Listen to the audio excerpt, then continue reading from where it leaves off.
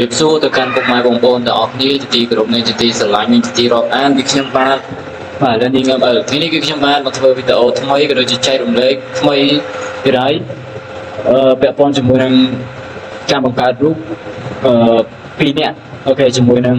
Cristiano Ronaldo ដូចជាពាក់ព័ន្ធនឹង football យើងថតជាមួយនឹង Beckham Messi អីផ្សេងទៀតអូខេអញ្ចឹងយើងចង់ដឹងកន្លែងហ្នឹងយើងដូរមកដាក់Beckhamខ្ញុំដាក់ជាមួយនឹង Neymar វិញកន្លែងហ្នឹងណាខ្ញុំដាក់ Neymar វិញដើម្បីយើងសរសេរ Beckham បានយើងសរសេរ Neymar អូខេ Neymar ឬក៏ Messi មកណា Neymar Junior អី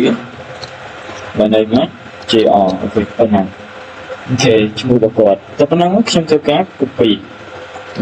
មកអូខេយើង copy មកយើងចូល chat GPT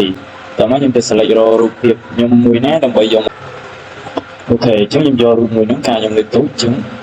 ខ្ញុំដាក់មកអូខេប៉ុណ្ណឹងខ្ញុំចាប់តាមផាសមកអូខេខ្ញុំ enter អូខេទីខ្ញុំធ្វើការរងចាំរូបភាពហ្នឹងវាកំពុងតែផ្សាយឲ្យយើងអាយ៉ាអត់មកចុះឥឡូវវាអូយយកពិតជាឃើញរូបខ្លួនឯងហើយបើឃើញទេឃើញទេឥឡូវវាជួយរូបនឹងឲ្យខ្ញុំមើលហើយបាទអូ my god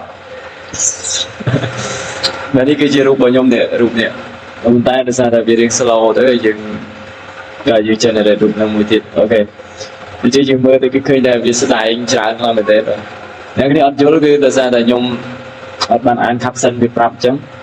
ខ្ញុំបង្កើតមួយទៀតចឹងណាអញ្ចឹងវាអត់បានអូខេអញ្ចឹងយើងទទួលបានប៉ុណ្ណឹងហើយគឺវាអត់តន់ស្រៀងលោកខ្ញុំទេណាអានេះតែមកแบบអាបាសេមានពណ៌ហ្នឹងដែរបាទមានអាបាសេវាពណ៌អញ្ចឹងទៅស្អាតដែរតាអូខេអញ្ចឹងយើងចេញមកសិនហើយយើងធ្វើការ download ណាអូខេយើងធ្វើការ download អូខេយើងធ្វើការចូលមកនេះបន្តមកអូខេយើងធ្វើការទៅចូលទៅលើ Chrome ហ្នឹងអូខេក្រោយមកយើងចូលមកបានប៉ុណ្ណឹងយើងចាប់ដើមរូបរបស់យើងណាអូខេរូបរបស់យើងទៅដាក់រូបហ្នឹងអូខេ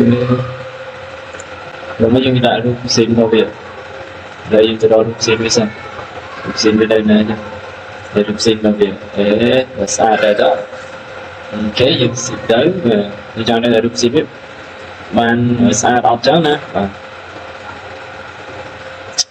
អូខេឥឡូវចេញអាយ៉ា perfect ខ្លាំងមែនតើបានលៃមកអូខេយើងមើលទៅឈ្មោះរបស់យើងគឺនៅហ្នឹងហើយបាទគឺថា AI គឺ generate ឲ្យយើងសហាយខ្លាំងមែនតើបងប្អូនអើយបាទអូខេអញ្ចឹងវីដេអូនេះគឺមានតែប៉ុណ្ណឹងដែរបាទអរគុណច្រើនជួបគ្នានៅវីដេអូក្រោយ